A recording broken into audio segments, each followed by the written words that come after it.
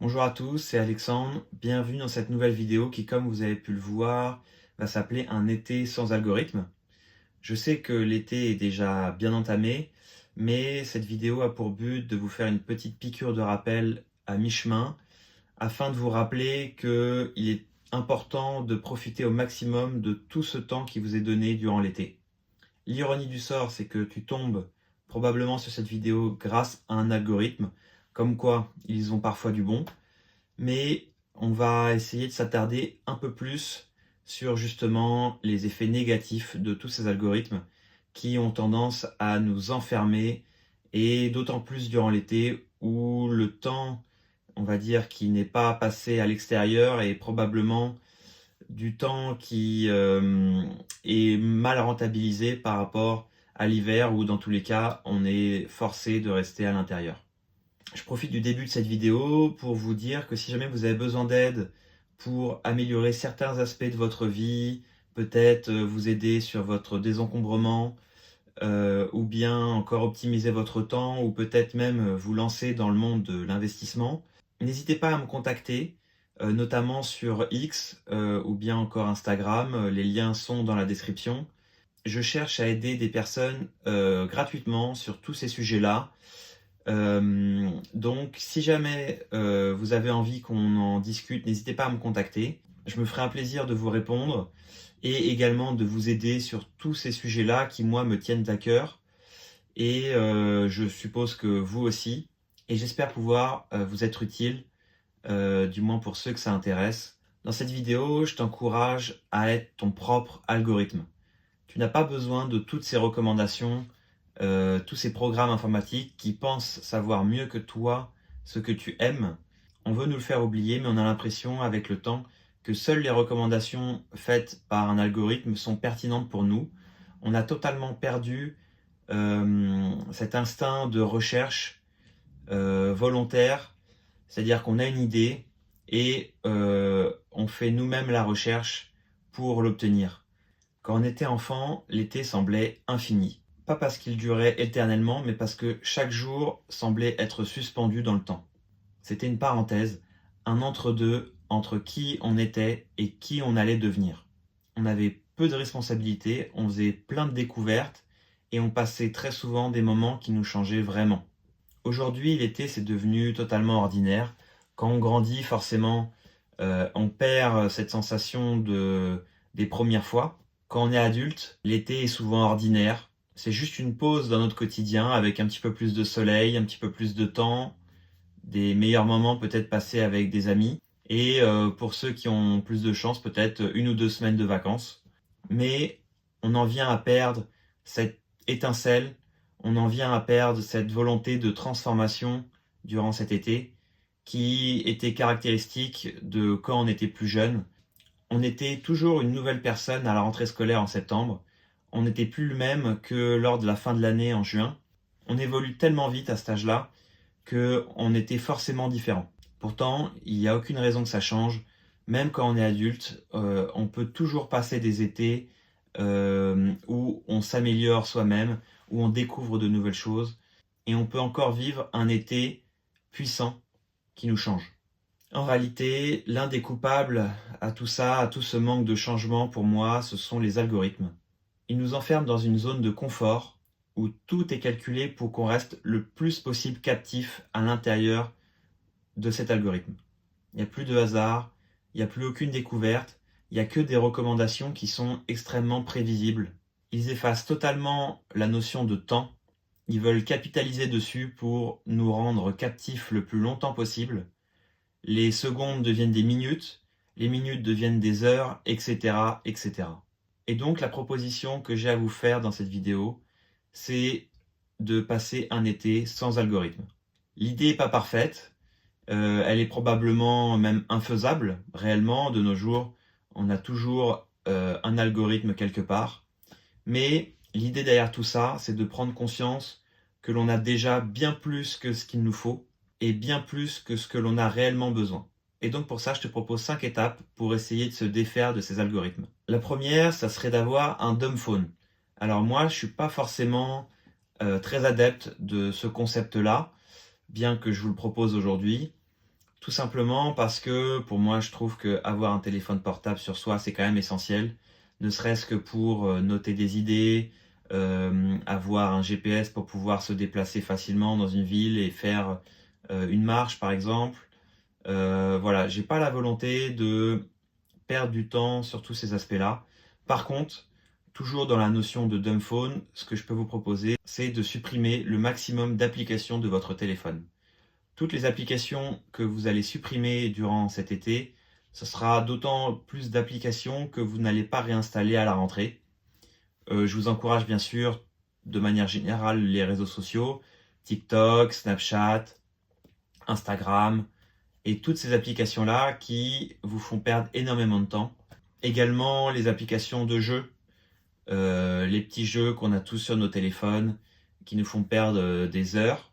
Je vous rassure, ils ne sont pas essentiels à votre survie. Donc, pensez à supprimer vos applications. Si possible, passez en dessous la barre des 100 applications sur votre téléphone. Ça peut paraître beaucoup comme ça, mais vous constaterez que, mine de rien, on est très vite arrivé à plus de 100 applications sur votre téléphone. Vous pourrez vous amuser à les compter.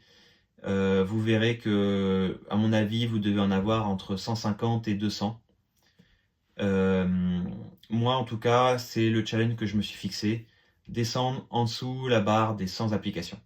Moins vous avez d'applis, plus vous aurez de présence dans votre vie.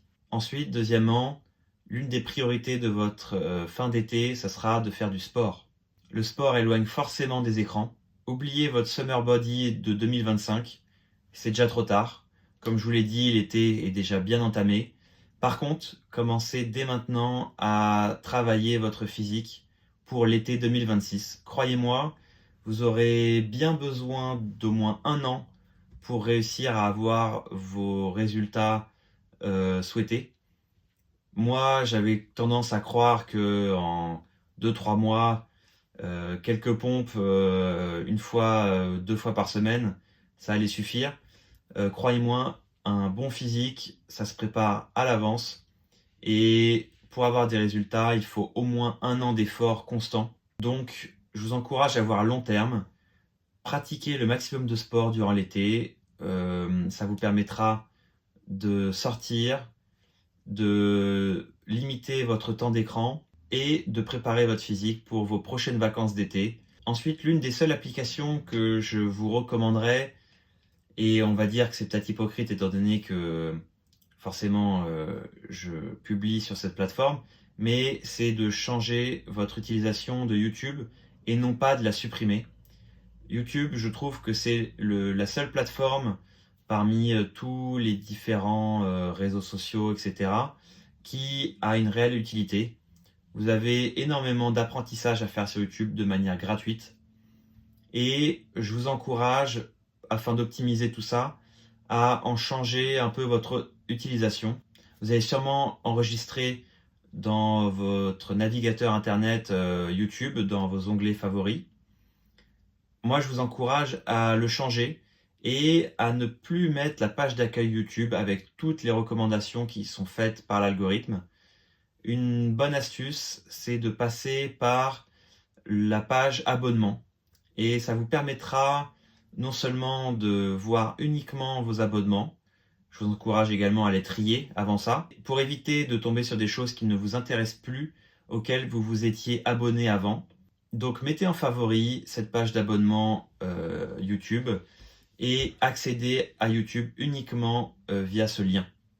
Vous verrez, vous gagnerez du temps et vous serez moins happé par des recommandations qui ne sont pas toutes pertinentes. Quatrièmement, je vous conseille d'écouter de la musique hors ligne. À mon avis, si vous avez à peu près le même âge que moi, vous devez vous rappeler qu'à l'époque, et notamment durant l'été, on n'écoutait pas de la musique sur notre téléphone, on avait des iPods. Et donc, il était impossible d'avoir une recommandation de musique infinie. On avait 1 ou 2 gigas de musique qu'on avait gentiment téléchargé sur cet iPod et on en faisait vite le tour. Donc, si jamais vous en avez encore un, je vous encourage à peut-être le remettre en marche, remettre de la musique dessus et d'écouter de la musique de cette façon, plutôt que de devoir être sans arrêt stimulé par de nouveaux albums, de nouvelles musiques qui vont être sorties. Ça vous évitera d'écouter toujours les mêmes recommandations d'artistes mainstream. Revenez à votre musique d'avant, la musique que vous avez téléchargée sur votre ordinateur. Moi, c'est ce que j'ai fait. Comme je l'ai déjà dit dans une vidéo précédente, j'ai annulé mon abonnement à Apple Music cet été pour voir ce que ça donne. Donc il n'y a pas que cette raison-là. Je me suis aperçu que j'étais de moins en moins consommateur de musique. Mais pendant 2 mois, je fais le test. Je n'ai plus d'abonnement de musique. J'écoute uniquement mes anciennes musiques qui parfois au final ne sont pas si ringards que ça. Et je fais même de belles découvertes. Comme un peu tous les domaines, la musique c'est cyclique. Ça revient. Et c'est ce que je vous encourage à faire afin d'éviter les algorithmes de Spotify ou d'Apple Music. Apprenez à redécouvrir votre musique. Et cinquièmement, ce que je vous encourage à faire, c'est de faire un tri dans vos vieux livres, dans votre bibliothèque, afin peut-être de retomber sur d'anciens livres que vous voudriez relire, que vous avez potentiellement oubliés. Moi, c'est ce que j'ai fait un tri dans tous mes livres, et je suis retombé sur un vieux livre de grammaire anglais que je vais potentiellement relire pour en profiter pour améliorer mon niveau d'anglais durant cet été. Donc, ça fait partie des belles découvertes qui peuvent être faites dans votre bibliothèque et de toujours être dans cette idée de profiter de tout ce beau temps qui est censé être caractéristique de l'été pour lire, voilà, être en dehors des écrans et notamment être en extérieur. En tout cas, c'est ce que je vous encourage à faire encore une fois. Faites à la fois du tri dans vos livres, gardez uniquement ceux qui vous plaisent et éventuellement relire ceux qui sont le plus intéressants pour votre développement. Et dernièrement, un 6e point, un bonus, ce que je vous encourage à faire, c'est de trouver quelqu'un avec qui partager cet été sans algorithme. Quelqu'un qui est prêt à vivre cet été comme vous, loin des écrans, et ça vous donnera l'occasion de lui poser la question sur ce qu'il pourrait, lui, vous recommander pour cet été. Sois ton propre algorithme, tu es largement capable de décider par toi-même ce qui est bon ou pas pour toi, mais on a tendance à vouloir nous le faire oublier. Avec le temps, on a l'impression que seules les recommandations des algorithmes sont pertinentes pour nous, ce qui n'est bien entendu pas le cas. Si vous voyez cette vidéo, c'est probablement que vous êtes adulte. Donc quand on est adulte, c'est vrai que l'été est toujours un moment qui est sympa, mais quand on est enfant, l'été c'est vraiment quelque chose de sacré. Donc rappelez-vous de cette période de votre enfance où vous ne gâchiez jamais votre temps et où chaque seconde était rentabilisée. Cet été, on n'a pas besoin de plus de contenu, on a besoin de plus de vécu.